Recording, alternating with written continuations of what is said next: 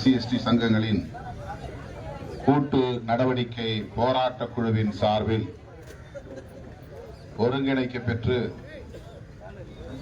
வெற்றிகரமாக நடந்து கொண்டிருக்கிற இந்த உண்ணாநிலை அறப்போராட்டத்தை தலைமை வகித்து நெறிப்படுத்திக் கொண்டிருக்கிற இப்பேரவையின் முதன்மை செயலாளர் சா பாவாணன் அவர்களே, பேரவையின் மாநில தலைவர் சா மலைச்சாமி அவர்களே, மற்றும் எம் குமார், ஏ முருகேசன், சிவக்குமார், வழக்குரைஞர் பத்மநாபன், பெருஞ்சித்திரன் ஆகிய தோழர்களே, முன்னிலை வகித்து நிகழ்வை சிறப்பித்துக் கொண்டிருக்கிற கோ புதியவன், பேராசிரியர் தமிழ்குமரன், மோகன்தாஸ், பேரறிவாளன் ஆகிய தோழர்களே, அனைவரையும் வரவேற்று உரையாற்றி சிறப்பித்திருக்கிற கல்பாக்கம் வேத ஏழுமலை, மு கன்னியப்பன், எஸ் அண்ணாதுரை, தா சுப்பிரமணி, ஆ சந்திரன், இரா ஏழுமலை ஆகிய தோழர்களே, இந்த அறப்போராட்டத்தை தொடங்கி வைத்து உரையாற்றி விடைபெற்று சென்றிருக்கிற ஓய்வு பெற்ற IAS அதிகாரி திருமிகு சி செல்லப்பன் அவர்களே, இந்த நிகழ்வில் பங்கேற்று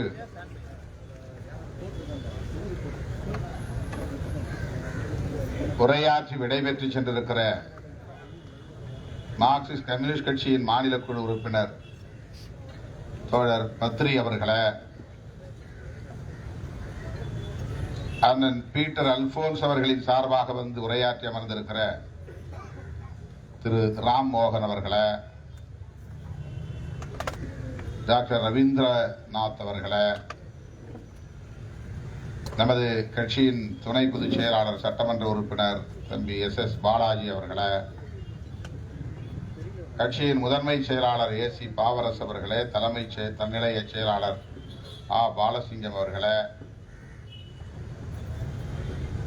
மைய சென்னை மாவட்டத்தின் செயலாளர் பா வேலுமணி அவர்களே, சேத்துப்பட்டு இளங்கோ அவர்களே, ரூதர் கார்த்திக் அவர்களே, மற்றும் இந்த நிகழ்வில் பங்கேற்று இதனை சிறப்பித்துக் கொண்டிருக்கிற திருவள்ளூர் மிகாவேல், இடிமின்னல் இனியவன், கல்பாக்கம் பொன் வேதகிரி, தருமபுரி வசந்த், கிருஷ்ணகிரி சிவங்கம், கடலூர் மாரிமுத்து, வேலூர் செல்வம், ராணிப்பேட்டை பாலாஜி, திருப்பத்தூர் ஆனஸ்ட் ராஜ் ஆகிய தோழர்களே, அடுத்து நம்மிடையே உரையாற்றவிருக்கிற கட்சியின் பொதுச் செயலாளர் சட்டமன்ற உறுப்பினர் தோழர் சிந்தனை செல்வன் அவர்களே, பெருந்திரளாக கூடியிருக்கிற சமூக நீதி போராளிகளே, உங்கள் அனைவருக்கும் என்னுடைய பணிவார்ந்த வணக்கத்தை தெரிவித்துக் கொள்கிறேன். 6 மணிக்கு நான் இஃப்தார் நோன்பில் கலந்து கொள்ள வேண்டும். இன்றைக்கு கடைசி நாள். ஆண்டுதோறும் 5 நாள் நான் நமது இயக்கத்தின் இஸ்லாமிய தோழர்களோடு 21வது ஆண்டாக நோன்பிருந்து வருகிறேன்.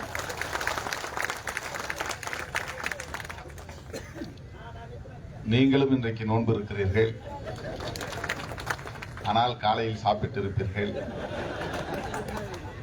ஒருவேளை பட்டினி, தண்ணீர் அருந்திருப்பீர்கள். என்றாலும் கூட உண்ணாநிலை. நீங்களும் இப்போது பசியோடு இருப்பதால் விரைந்து இந்த நிகழ்வை நாம் நிறைவு செய்ய வேண்டிய நிலையில் இருக்கிறோம். ஏற்கனவே இங்கு இதே இடத்தில் 2ஆம் தேதி என்று கருதுகிறேன் இதேபோல பெருந்திரளான ஒரு ஆர்ப்பாட்டம் நடைபெற்றது. அன்றைக்கும் நான் இந்த கோரிக்கைகளை எல்லாம் ஆதரித்து உரையாற்றியதை இங்கே வந்திருப்பவர்களில் பெரும்பாலோர் கேட்டிருக்கக்கூடும். தமிழ்நாடு அரசு கொள்கை அளவிலே இந்த சட்டத்தை கொண்டு வர ஏற்கனவே உடன்பட்டு விட்டது, முடிவெடுத்து விட்டது. அதிலே யாருக்கும் மாற்று கருத்து இல்லை. இன்னும் சொல்ல போனால் இந்த சட்ட மசோதாவும் தயாராகிவிட்டது. எப்போது சட்டமன்றத்தில் அறிமுகப்படுத்துவார்கள், அதை நிறைவேற்றுவார்கள் என்பதுதான் இப்போது நம் முன்னால் இருக்கிற கேள்வி. கடந்த முறை சட்டமன்ற கூட்டத்தொடரின் போதே அந்த சட்டம் வரும் என்று நாம் பேராவலோடு காத்திருந்தோம். தவிர்க்க இயலாத நிலையில் அது வர இயலாமற் போய்விட்டது என்பதை அறிய நேர்ந்தது. இந்த முறை வருகிற மார்ச் 14ஆம் தேதி பட்ஜெட் கூட்டத்தொடர் தொடங்குகிறது. இந்த கூட்டத்தொடரில் இந்த சட்டம் நிறைவேறும் என்கிற நம்பிக்கையோடு இந்த ஆர்ப்பாட்டத்தை இன்றைக்கு நாம் நிறைவு செய்வோம். 5ஆம் கட்டம் போராட்டம் தேவைப்படாது என்று நான் நம்புகிறேன். பாவாணன் இங்கே பேசுகிற போது இது 4வது கட்டம், 5வது கட்டமாக போராட வேண்டும். அது பேரணி, கோட்டையை நோக்கிய பேரணி.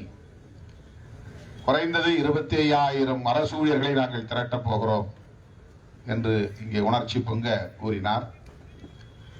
அதற்கு அவசியம் இருக்காது, அதற்கான தேவை இருக்காது என்று நான் பெரிதும் நம்புகிறேன். அரசமைப்பு சட்டத்தில் 1995 கொண்டு வரப்பட்ட 77வது திருத்த சட்ட மசோதா, அதன் அடிப்படையில் தான் இந்த 16(4)A 16 என்பது ஏற்கனவே இருக்கிறது. அந்த ஆர்டிக்கிள் டிஸ்கிரிமினேஷன் என்பது கூடாது, அதாவது அப்பாயின்மெண்ட், ப்ரமோஷன் போன்றவற்றில் மதத்தின் பெயரால், பாலினத்தின் பெயரால், வேறு காரணங்களால் பாகுபாடு காட்டக்கூடாது, சமத்துவத்தை கடைபிடிக்க வேண்டும். ஆப்பர்ச்சுனிட்டி, அதாவது வாய்ப்பு வழங்கப்படுகிற போது அதிலே சமத்துவம் வழங்கப்பட வேண்டும் என்பதை உறுதிப்படுத்துகிற ஒரு உறுப்பு எண் 16. 1995 இந்த திருத்தம் அரசமைப்பு சட்டத்தில் மேற்கொள்ளப்பட்டது. எதற்காக என்றால், மண்டல் பரிந்துரையின் பக்க விளைவாக இது நிகழ்ந்தது.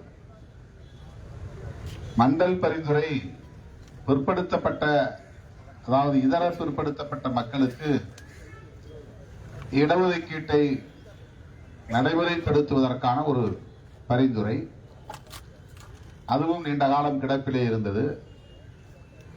தொடர் போராட்டங்களின் விளைவாக சமூக நீதி காவலர் VP சிங் அவர்கள் பிரதமராக இருந்த காலத்தில் மறைந்த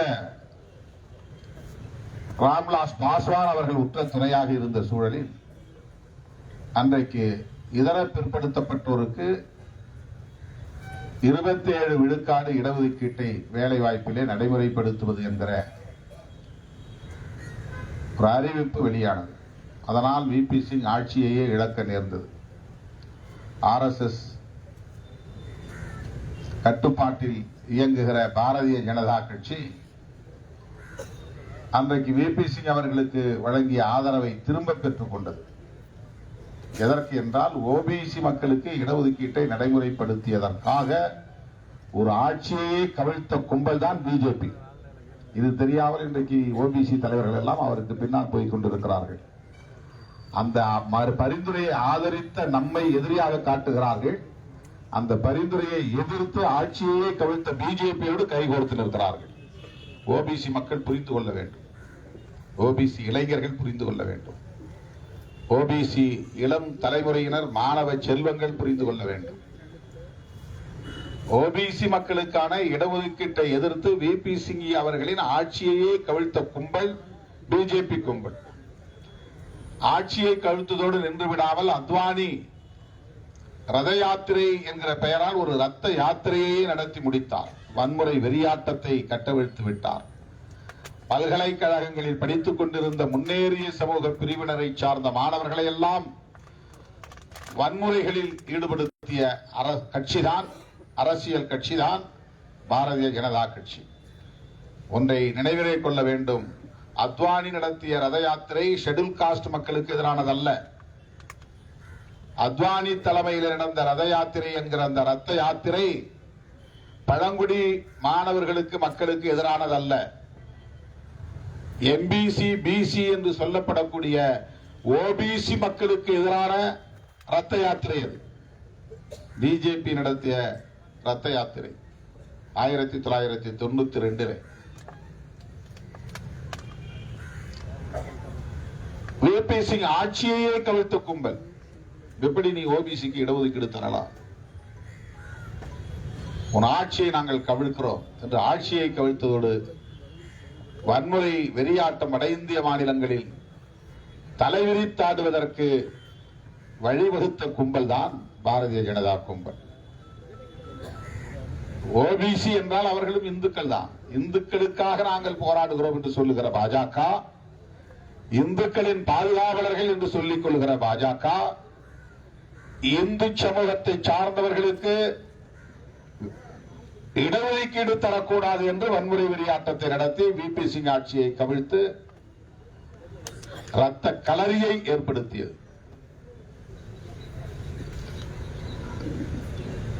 அந்த இடஒதுக்கீட்டை எதிர்த்து தொடரப்பட்ட வழக்கு ஒன்றில் தீர்ப்பளிக்கிற போது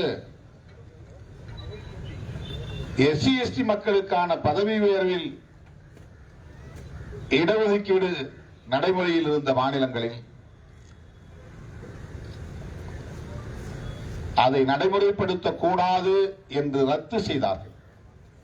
எஸ்சி எஸ்டிக்கான இடஒதுக்கீடு, பதவி உயர்வுடைய இடஒதுக்கீடு ஆங்காங்கே நடைமுறையில் இருந்த சூழலில் அதையும் சேர்த்து ரத்து செய்தார்கள். வழக்கு நடந்தது ஓபிசி மக்களுக்கான வழக்கு. அதில் எஸ்சி எஸ்டி மக்களுக்கான பதவி உயர்வில் இடஒதுக்கீடு என்பதும் பாதிக்கப்பட்டது. அதை எதிர்த்து அகில இந்திய அளவில் பட்டியல் சமூகத்தை சார்ந்த இயக்கங்கள், கட்சிகள், தலைவர்கள் தொடர்ந்து போராடியதன் விளைவாக அன்றைக்கு நாடாளுமன்றத்தில் இந்த சட்ட திருத்த மசோதா கொண்டு வரப்பட்டது. 77வது சட்ட திருத்த மசோதா அரசமைப்பு சட்டத்திலே அப்போது திருத்தப்பட்டதுதான் 16(4)A 1995. 1995க்கு பிறகு இன்றைக்கு 30 ஆண்டுகள் ஆகின்றன. இந்த சட்ட திருத்த மசோதா 30 ஆண்டுகள் ஆகின்றன. இந்த சட்டத்தை, அதாவது 16(4)A என்கிற திருத்தத்தை தன்னியல்பாக பின்பற்ற வேண்டிய பொறுப்பு மாநில அரசுகளுக்கு இருக்கிறது. யாரும் போராட்டம் நடத்தி தான் நடைமுறைப்படுத்தணும் அப்படிங்கிறது கிடையாது. அரசமைப்பு சட்டத்தை மதிக்கக்கூடியவர்கள், அந்த சட்டத்தை நடைமுறைப்படுத்தக்கூடியவர்கள், அந்த சட்டத்தின்படி நாங்கள் இயங்குவோம், செயல்படுவோம், ஆட்சி செய்வோம் என்று உறுதியேற்றுக் கொண்டவர்கள் அனைத்து மாநிலங்களை சார்ந்த ஆட்சியாளர்களும் தன்னியல்பாக அந்த திருத்தத்தை நடைமுறைப்படுத்தி இருக்க வேண்டும். அது ஒரு புறம். ஆனால் தமிழ்நாட்டில் ஏற்கனவே பதவி உயர்வில் இடஒதுக்கீடு நடைமுறையில் இருக்கிறது. அவர்கள் நடைமுறைப்படுத்துவதற்கென்று ஒரு இன சுழற்சி முறை என்கிற உத்தியை கையாண்டு வருகிறார்கள். முதலில் அது 100 புள்ளி இன சுழற்சி முறை, 100 பாயிண்ட் ரோஸ்டர் என்பது நடைமுறையில் இருந்தது. இஸ்லாமியர்களுக்கான இடஒதுக்கீடு 3.5 என்று வந்த காலத்தில் அது 0.5 என்ற நிலையிலே இருந்த சூழலில் 100 பாயிண்ட் என்பதிலே பொருந்தவில்லை என்பதால் அதை முழுமையாக்குவதற்காக 200 பாயிண்ட் என்கிற முறையிலே ஒரு ப்ரொசீஜர் நடைமுறைக்கு அறிமுகப்படுத்தப்பட்டது. அதனால்தான் 200 பாயிண்ட் ரோஸ்டர் முறை வந்தது. 100 பாயிண்ட் ரோஸ்டரே போதுமானது. கிறிஸ்தவர்களுக்கு வழங்கப்பட்ட இடஒதுக்கீட்டை அதுவும் பின்னத்திலே வழங்கப்பட்டது 0.5. அவர்கள் வேண்டாம் என்று சொல்லிவிட்டார்கள். இஸ்லாமியர்களுக்கு வழங்கப்பட்ட உள்ளொதுக்கீடு அந்த 3.5 அது 0.5 என்பதிலே முடிந்ததால் நடைமுறைப்படுத்துவதிலே ஏற்பட்ட சிக்கலை தீர்ப்பதற்கு அந்த இன சுழற்சி முறையில் இன்னொரு உத்தியை கையாளுகிற வகையில் 100 பாயிண்ட் என்பதை 100 புள்ளி என்பதை 200 புள்ளி இன சுழற்சி முறை என்று இதை அறிமுகப்படுத்தியது, நடைமுறைப்படுத்தியது தமிழக அரசு.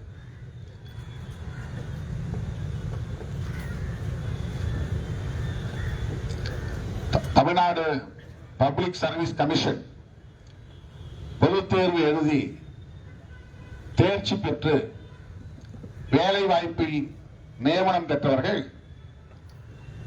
பதவி உயர்வின் போது இந்த இன சுழற்சி முறையால் தன்னை விட குறைந்த மதிப்பெண் பெற்றுள்ள ஒருவர் தன்னை விட உயர்ந்த பதவிக்கு செல்லுகிறார், அது எனக்கு இழைக்கப்பட்ட அநீதி என்று ஒருவர் உயர்நீதிமன்றத்திலே வழக்கு தொடுக்கிறார். அந்த வழக்கு ஓபிசி சமூகத்தினருக்கு இடையிலே நடக்கிற வழக்கு. அந்த வழக்கை விசாரித்த உயர்நீதிமன்றம் அவருக்கு இழைக்கப்பட்டது அநீதிதான், எனவே இந்த 200 புள்ளி இன சுழற்சி முறை ஏற்புடையதல்ல, இனி டிஎன்பிஎஸ்சி மூலம் தேர்ச்சி பெற்று வரக்கூடியவர்களில் மதிப்பெண் அடிப்படையிலான பணிமூப்பு சீனியாரிட்டி என்பதை தீர்மானிக்க வேண்டும். மெரிட் பேஸ்ட் சீனியாரிட்டி என்பதுதான் சரி, ரோஸ்டர் பேஸ்ட் சீனியாரிட்டி கூடாது என்று தீர்ப்பளித்தது. அந்த தீர்ப்பை அப்போது தமிழ்நாடு அரசு ஏற்று உடனே நடைமுறைப்படுத்தவில்லை, தாமதமானது.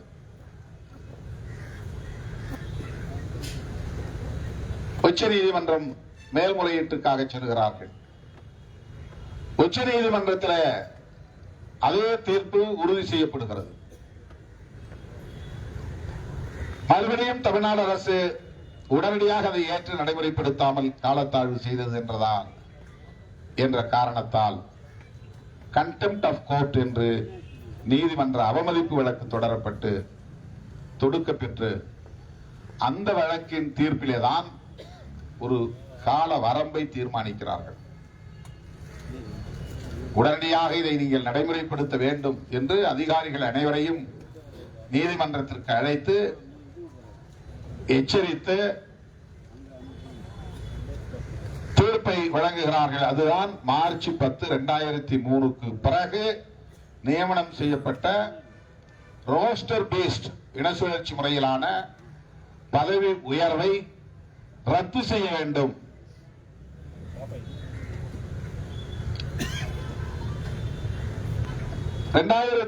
மார்ச் 10 என்பதை எப்படி ஒரு வரம்பாக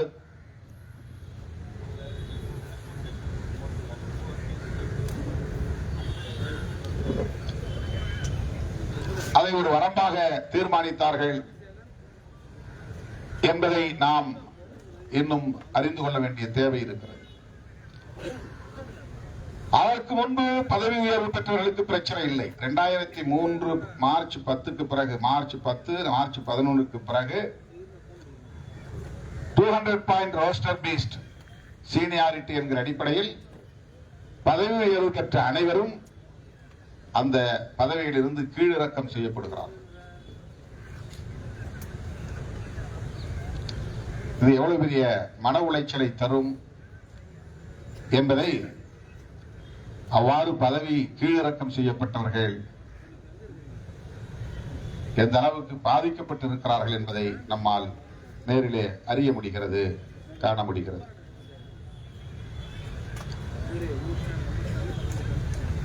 இனிமேல் இவர்கள் பதவி உயர்வை அடைய முடியாது,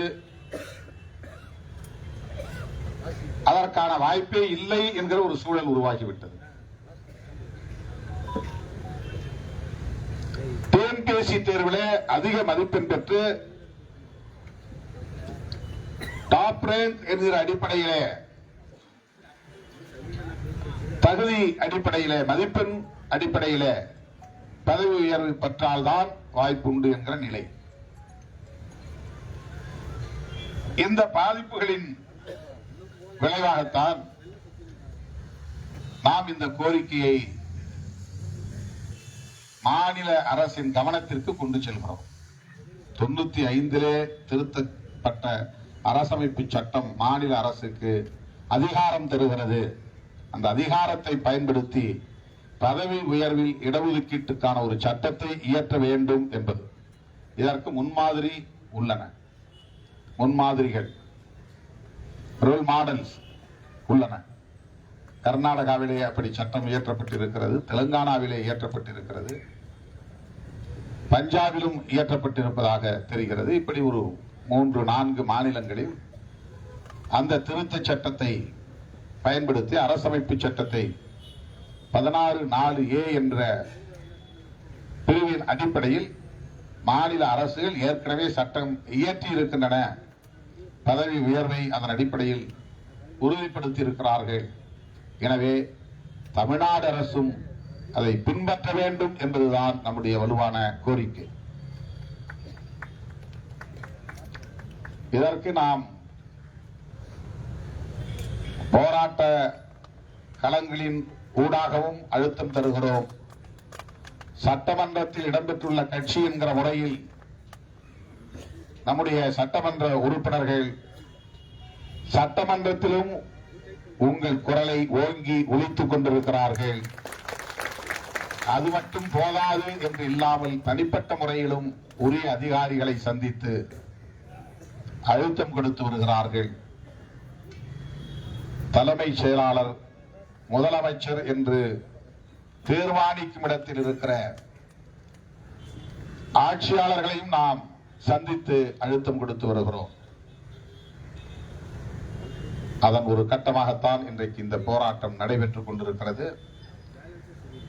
இடஒதுக்கீடு என்பது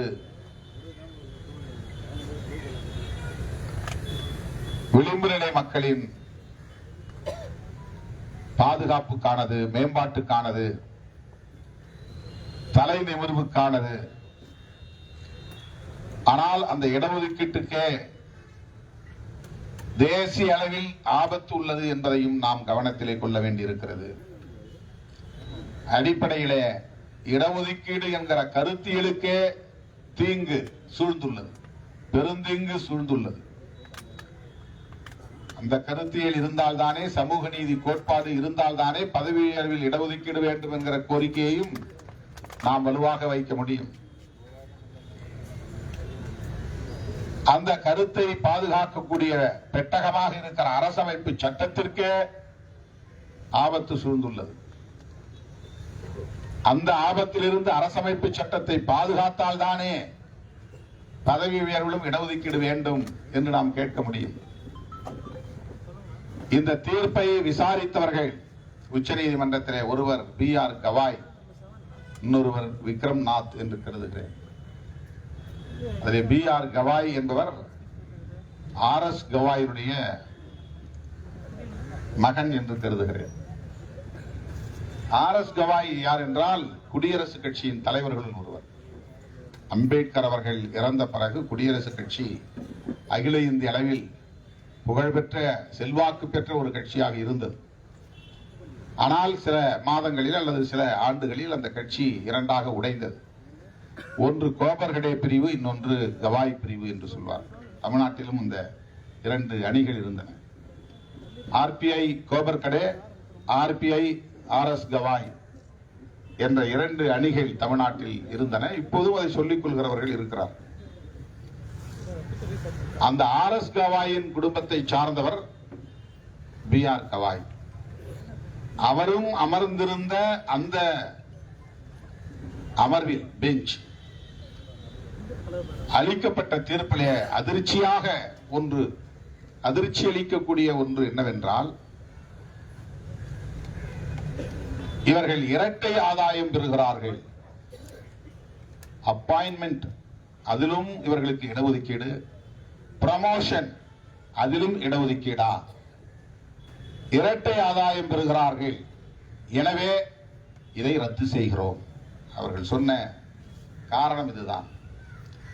மதிப்பின் அடிப்படையிலான பணிமூப்பு என்கிற தகுதி தீர்மானிக்கிற நிலைப்பாட்டை அவர்கள் குறை சொல்லவில்லை. மதிப்பின் அடிப்படையில் வர வேண்டும் என்பதை அவர்கள் வலியுறுத்தவில்லை. இன சுழற்சி முறையால் மதிப்பெண் அதிகம் பெற்றவர்கள் பாதிக்கப்படுகிறார்கள் என்கிற அடிப்படையில் கூட அதை அவர்கள் தீர்மானிக்கவில்லை. அவர்கள் சொல்லுகிற செய்தி என்னவென்றால், அப்பாயின்மெண்ட்ல என்ட்ரி லெவலில் இவங்களுக்கு இடஒதுக்கீடு, ப்ரமோஷன்ல இவங்களுக்கு இடஒதுக்கீடு, இப்படி இடஒதுக்கீட்டின் காரணத்தால் இரட்டை ஆதாயம் பெறுகிறார்கள். எனவே இதை ரத்து செய்கிறோம். இது அன்கான்ஸ்டிடியூஷனல், அரசமைப்பு சட்டத்திற்கே நேர் எதிரானது. அப்படி ஒரு தீர்ப்பை வழங்கிய இடத்தில் ஒரு தலித் இருந்தார் என்பதுதான் அதிர்ச்சியான, கசப்பான ஒரு உண்மையாகவும் இருக்கிறது. அவர் எந்த பின்னணியில் இருந்து அந்த தீர்ப்பை எழுதினார் என்று எனக்கு தெரியவில்லை. அதிலே அவருக்கு உடன்பாடு இருந்ததனால் தான் அந்த தீர்ப்பு வெளியே வந்திருக்கிறது. அவர் அங்கே உள்ளே எதிர்த்தாரா என்று நமக்கு தெரியாது, மாற்று கருத்தை சொன்னாரா என்று தெரியாது. ஆனால் இரட்டை ஆதாயம் பெறுகிறார்கள் என்று சொல்லுவது எந்த வகையிலே ஏற்புடையது? என்ட்ரி லெவல்ல இடஒதுக்கீடு இருந்தால் போதும், ப்ரமோஷன் என்கிற நிலையிலே இடஒதுக்கீடு கூடாது என்பது எப்படி சமூக நீதியாக இருக்க முடியும்? பதவி உயர்விலும் இடஒதுக்கீடு வேண்டும், பணி நியமனங்களிலும் இடஒதுக்கீடு வேண்டும். அரசு மற்றும் பொதுத்துறைகளில் மட்டுமில்லாமல் தனியார் துறைகளிலும் இடஒதுக்கீடு வேண்டும். நம்முடைய கோரிக்கை அப்படியாகத்தான் வலுப்பெற வேண்டும். பதவி உயர்வில் இடஒதுக்கீடு இல்லை என்கிற ஒரு நிலையால் தான் துணைவேந்தர் பதவிகளில் இடஒதுக்கீடு கிடையாது. அவங்களா பார்த்து போடுறது, ஐயோ பாவன் போட்டதா. ஐஐடி போன்ற உயர்கல்வி நிறுவனங்களில் இயக்குனர் போன்ற உயர் பதவிகளில் இடஒதுக்கீடு கிடையாது. ஏன் பேராசிரியர் பதவிகளில் கூட இடஒதுக்கீடு கிடையாது.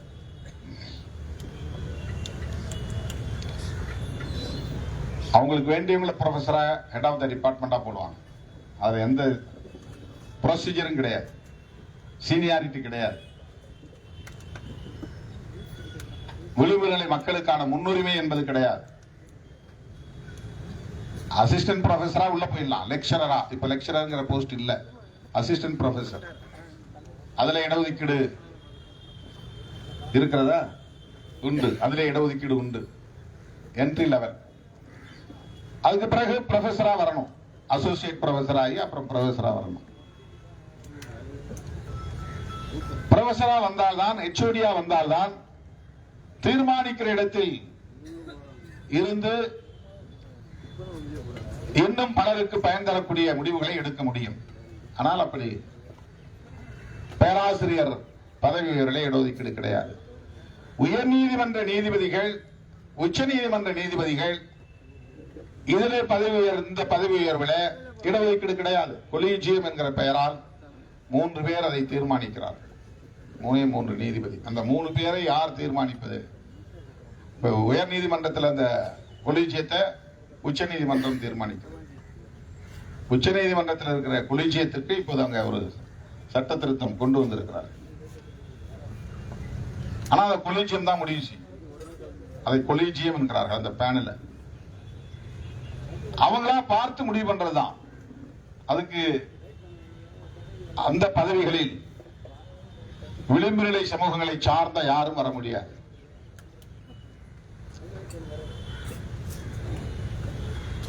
இப்படிப்பட்ட அநீதி